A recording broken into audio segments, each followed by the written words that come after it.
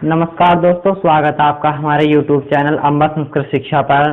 और मैं आप लोगों के सामने उपस्थित हूँ आमर्श भारद्वाज।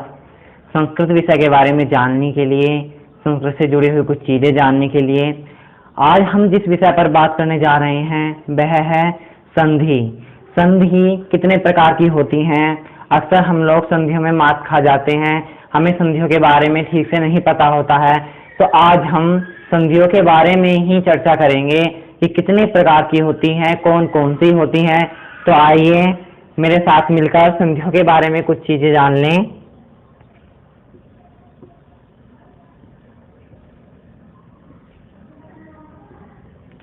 संधि, वैसे वैयाकरणों के मतानुसार संधि 5 प्रकार की हैं। ठीक है, कौन कौन सी हैं मैं आपको लिखवा देता हूं एक बार। ये कौन सी हो गई हमारी? अच संधि। दूसरी हो गई हमारी प्रकृति भाव संधि।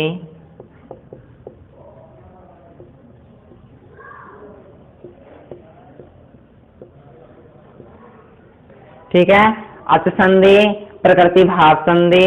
और तीसरी है हमारी हल संधि। चौथी है हमारी विसर्ग संधि। विसर्ग संधि। और पांचवी है हमारी स्वादि संधि।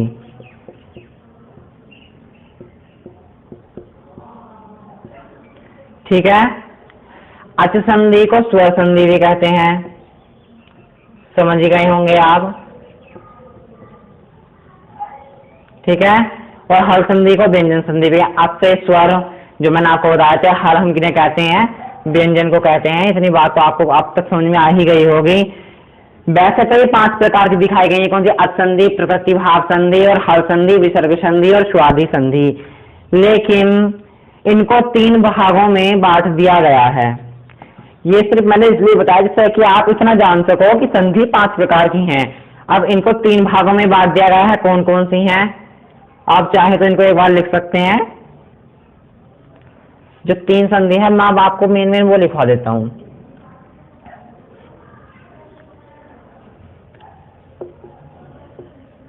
स्वर संधि। स्वर संधि कौन सी है? जो हमारी अच संधि है। फिर है हमारी व्यंजन संधि।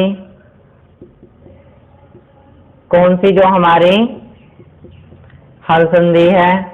ठीक है, और तीसरी हो गई हमारी विसर्ग संधि।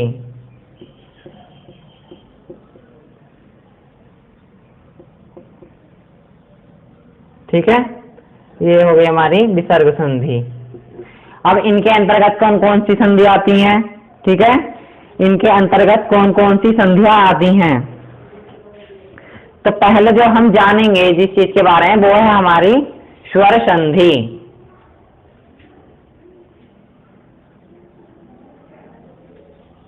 आज जो हम जानेंगे वो स्वर संधियों के बारे में जानेंगे और स्वर संधि के अंतर्गत कौन कौन सी संधि हैं। तो पहली हो गई हमारी यण संधि। ठीक है, दूसरी हो गई हमारी अयादि। ठीक है, तीसरी हो गई हमारी गुण संधि। ठीक है, चौथी हो गई हमारी वृद्धि संधि। पांचवी हो गई हमारी सवर्ण दीर्घ संधि। सवर्ण दीर्घ संधि। छठी हो गई है हमारी पररूप संधि, पूर्व रूप। सातवीं हो गई है हमारी पररूप संधि।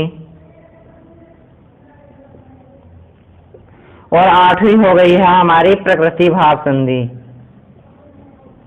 प्रकृति भाव।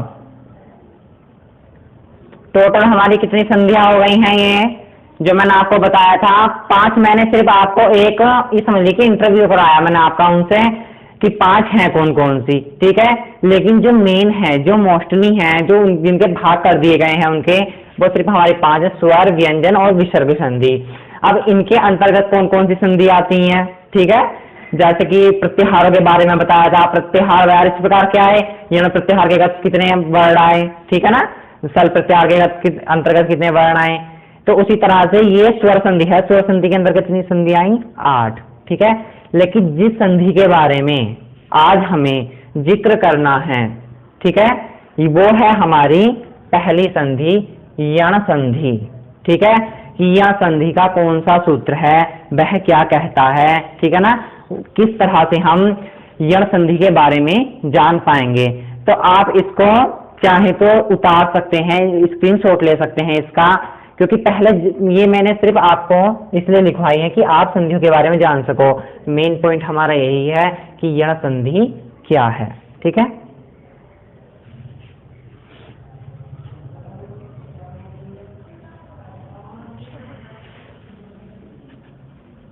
आज जो हम जिस टॉपिक पर हम बात करेंगे वह है यण संधि। यण संधि मैंने आपको अष्टाध्यायी पाणिनि अष्टाध्यायी में सूत्रों के बारे में बताया था कि सूत्र होते हैं। तो एक सूत्र है कौन सा, इको यण, ठीक है, ची। ये सूत्र का नाम है इको यण ची, ठीक है। ये यण संधि का सूत्र है। सूत्र मतलब जो कार्य करता है, ये विधि सूत्र है, ठीक है। तो ये सूत्र क्या कहता है, इक के स्थान पर, किसके, इक क्या है हमारा, आप समझ ही चुके होंगे।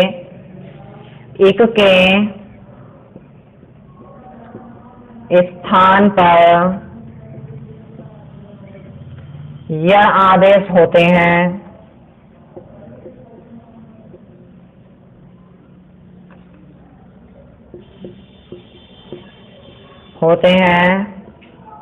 कब होते हैं, अच परे रहते, अच परे रहते संहिता के विषय में,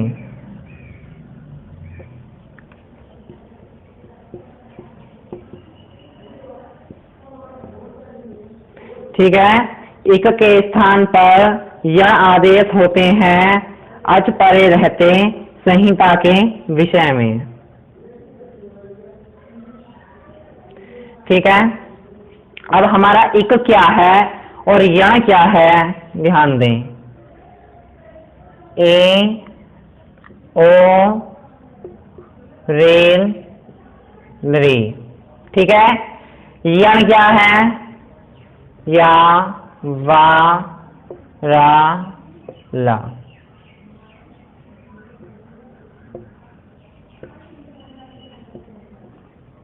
ठीक है। ये हमारे इक हैं और ये हमारे यण हैं। मैं आपको बहुत ही आसान तरीके से संधि समझा दूंगा, ठीक है। बस आप वीडियो लास्ट तक देखते रहें कि किस तरह से मैंने आपको ये बताया है। अब इसके जो इको यण ची सूत्र का अर्थ है, आपको संधि बनाने के लिए सूत्र याद रखना, उसका अर्थ याद रखना बेहद जरूरी होता है, क्योंकि जब तक हम सूत्र नहीं जानेंगे तो उसका अर्थ कैसे जानेंगे, ठीक है। जो इसमें मेन पॉइंट यही है, ठीक है। बाकी जो आप अपने दिमाग में उल्टा सीधा फीड कर सकते हैं कि के स्थान पे या उ के स्थान पे बा, वो इतना सही नहीं रहता, ठीक है। तो इको यण ची, इक के स्थान पर, इक क्या है, तो इक के स्थान पर क्या आदेश होते हैं, यण आदेश होते हैं। इसके स्थान पर ये आदेश होगा कब, अच परे रहते, जब अच पर में हो। पर क्या होता है, ये पर होता है, ये पूर्व होता है, इधर वाला हिस्सा पूर्व, इधर वाला हिस्सा पर, ठीक है। कब होता है, संहिता के विषय में। अब यहाँ पर एक प्रश्न उठता है, ठीक है। प्रश्न क्या है कि इक के स्थान पे यण आदेश तो हो जाएंगे, सही बात है, इक के स्थान पे यण आदेश हो जाएंगे, लेकिन ये कैसे सिद्ध होगा कि ई के स्थान पे या हो और ऊ के स्थान पे बा हो। भाई ई के स्थान पे ला भी हो सकता है या री के स्थान पे या भी हो सकता है। इस बात को तुम कैसे सिद्ध करोगे कि ई के स्थान पे या तो आदेश हो जाएंगे। चलो हमने मान लिया लेकिन क्रम क्रम के हिसाब से ही हो। इस बात को कैसे सिद्ध करोगे? ठीक है, कि इसके स्थान पे यही आदेश होता है। तो एक सूत्र है, सूत्र नहीं आप इतना मान लीजिए,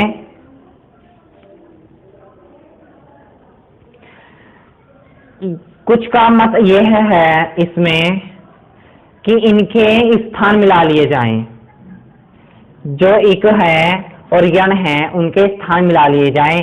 अगर उनके स्थान समान हैं, ठीक है, तो वह उसके स्थान पर आदेश हो जाएगा। और कुछ का कहना यह है कि जो क्रम है क्रमानुसार, क्योंकि चीज क्रम के हिसाब से ही सही रहती है। और क्रम क्या है? ई के स्थान पर या, उ के स्थान पर बा, री के स्थान पर वाल, री के स्थान पर ला। ठीक है, ई क्या, अब मैंने स्थानों के बारे में बताया। अब ई का स्थान क्या है? तालु, और या का क्या है? तालु। ईचु ऐसा नाम तालु, ठीक है ना। ऊ का क्या है? ओष्ठ है, और वा का क्या है? ओष्ठ है। उपु पद्मानिया नाम ओष्ठौ, ठीक है। ऋटुषा नाम दंता, री का भी दंत है और रा का भी दंत है। ऋटुषा नाम दंता, ऋतुषा नाम दंता, री का भी दंत है और ला का भी दंत है। इसलिए इनके स्थान भाव एक होने से यह एक दूसरे के स्थान पर होंगे। वरना आपको ये कहीं पर प्रश्न अटका सकता है कि के स्थान पर यह तो आदेश हो जाएंगे, हमने मान लिया, लेकिन इसका क्या ये कैसे सिद्ध करोगे कि ये इनका क्रम किस हिसाब से है? ई के स्थान पे याई होगा या उ के स्थान पे बाई होगा? तो आप यह आंसर दे सकते हैं कि इनके स्थानीय भाव जो इसके स्थान है वह मिलाने से इस बात को सिद्ध कर सकते हैं कि इनका हिसाब ये किसके स्थान पर क्या आदेश होगा। और कुछ का मानना यह भी है क्रमानुसार, जो क्रम है उसके हिसाब से ही आदेश हो जाएंगे। ठीक है, ये अब हमारा हो गया। अब हम इनके उदाहरण लेते हैं। ठीक है, मैंने आपको इतना समझा दिया कि किस स्थान पर आदेश होते हैं रहते संहिता के विषय में। अब इनका हर एक का उदाहरण लेंगे कि क्या उदाहरण है, किस तरह से सही बैठ रहा है या नहीं।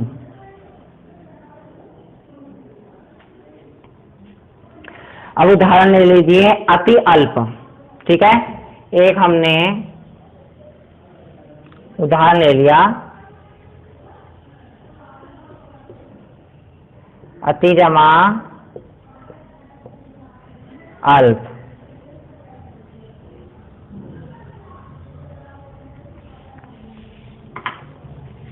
अति में क्या है? जब हम अति की संधि विच्छेद करेंगे तो उसमें क्या आएगा? देखिए, आ जमा ता जमा ई। ठीक है, और अल्प की का संधि विच्छेद करेंगे आ जमा ला जमा पा जमा आ। ये हो गया। अब ये इनका बीच का है, ये क्या है? मध्यम। ठीक है ना। तो अब इसका अर्थ आप आसानी से समझ सकते हैं। इक के स्थान पे यह आदेश होंगे, ई के स्थान पे यह आदेश होगा। ये तो हमने मान लिया क्रम के हिसाब से भी और स्थान के हिसाब से भी। कब रहते? अच परे रहते। जब अच पर में हो, तो अच पर में है, आ हमारा पर में है, तो यहाँ पर कोई प्रॉब्लम नहीं होनी चाहिए। जब इसका संधि विच्छेद हो जाएगा तो देखिए आ, ठीक है, पा हमारा आधा है। ये निकलने की वजह से मैंने बताया था आपको कि जो व्यंजन होते हैं वो स्वर की सहायता के बिना उनका कोई भी वजूद नहीं है। वो कोई उनका वजूद नहीं है जब तक उनमें अच सम्मिलित ना हो। ठीक है ना। अति ई को क्या हो गया? या आदेश, तो अत्या। ठीक है, अत्य हो गया हमारा पूरा। आ इसमें सम्मिलित हो गया। ठीक है, या में अत्या, ला हमारा आधा था और पा ये हो गया। तो क्या संधि विच्छेद हो गई? अत्यल्पः। ठीक है, इससे आप समझ सकते हैं। दूसरा क्या है हमारा? यदि जमा अपि। अब मेन चीज क्या है इसमें? मेन चीज लीजिए आप, ए जमा आ। एक है यण आदेश हो जाना चाहिए, अच पर में है तो क्या हुआ? या हो गया, तो या, ठीक है, या हो गया हमारा द और ए बन गया द्य पी, यद्यपि। द और क्या बन गया, यह बन गया हमारा द्य, ठीक है ना। तो यद्यपि ये संधि विच्छेद हो गया हमारा, समझ में आ ही रहा हो आपका, मैं आशा करता हूं। अब लेते हैं हम दूसरा, चाहे तो आप इसको उतार सकते हैं।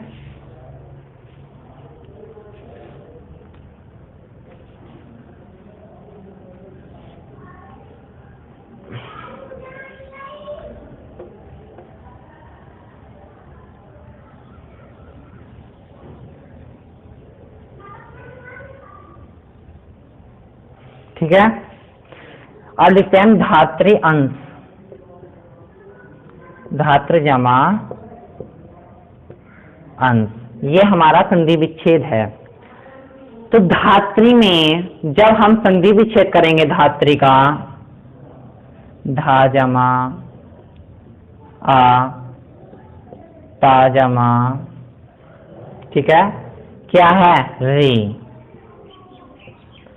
ठीक है, इधर हो गया हमारा अंश, इधर संधि विच्छेद करने की इतनी आवश्यकता नहीं है।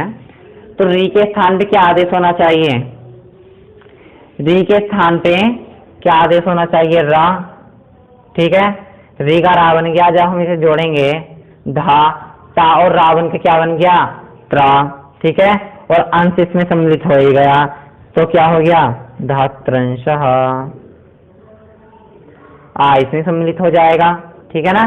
तो क्या हो गया हमारा धात्र अंश, ठीक है। और दूसरा देखिए क्या, स्मरामि,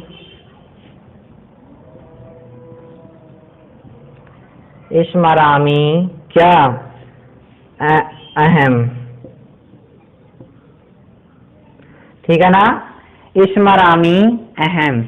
तो स्मरामि में क्या है, ई है, एक है, ई को या हो जाना चाहिए, अच पर में है, तो इसकी संधि क्या बनेगी, स्मरा मैं, ई के स्थान पे यह हो गया, ठीक है ना, हम, ठीक है, स्मरा में हम। अब आप आसानी से समझ सकते हैं, ठीक है, अगर आपके सामने ये संधि लिखी हुई आ गई, इसमें कौन सी संधि है, बस आपको इतना ही याद रखना है कि अच पर में होना चाहिए, ठीक है ना। अगर आप अच की पहचान सही तरीके से कर लेंगे कि ये अच है या नहीं है, अच के अंतर्गत कौन कौन से वर्ड आते हैं, ये तो आपको पता ही है, तो आपको यण संधि समझने में कोई प्रॉब्लम नहीं होगी, ठीक है। ये हो गया हमारा। अब देखते हैं हम दूसरा ट्रिक को, इति आचरन्ति, इति आचरन्ति, इति जमा आचरन्ति। अब हम इसका संधि विच्छेद करेंगे, तो अब मुझे लगता है कि आप समझ ही गए होंगे। इति में क्या है, ई है, ठीक है ना, इसको या हो जाना चाहिए, ई, ता में से ई निकल के या हो गया, इत्या, आ इसमें मिल गया, और चारंती, ठीक है, सही होगा आपका इत्याचरन्ति, ये भी हो गया आपका, ठीक है ना। अब अगला टॉपिक देखते हैं हम, अगला टॉपिक क्या है, साधु इदम, ठीक है ना, साधु इदम, साधु जमा इदम हो गया, ठीक है ना। ऊ को क्या हो जाना चाहिए, वा, ठीक है, तो हमारा सा, तो धा में से ये निकल गया, ओ तो धा हमारा आधा हो गया, इसमें बा मिल जाएगा, तो इस वजह से हो जाएगा साधुआ, ठीक है। अब ई की मात्रा किस पर चढ़ जानी चाहिए, इस पर, ठीक है, ई की मात्रा है इधर, तो इस पर चढ़ जाएगी वो, साधुदम इदम, तो साध्विदम, ठीक है ना, सही हो गया आपका, ठीक है। अब अगला देखिए, ऊ का ही देख लीजिए, उतारना चाहे तो इसको उतार सकते हैं, बोर्ड भर चुका है।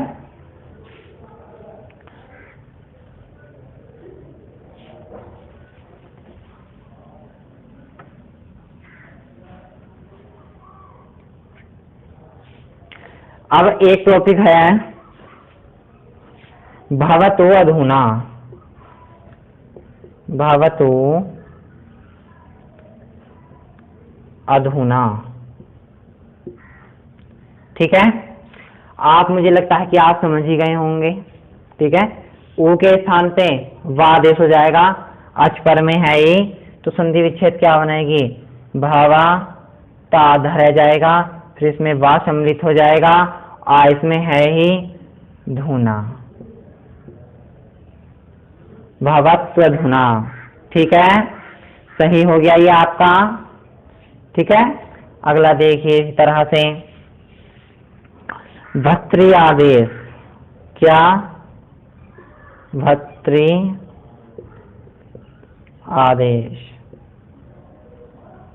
इसका संधि विच्छेद क्या होगा, री है, री को क्या हो जाना चाहिए,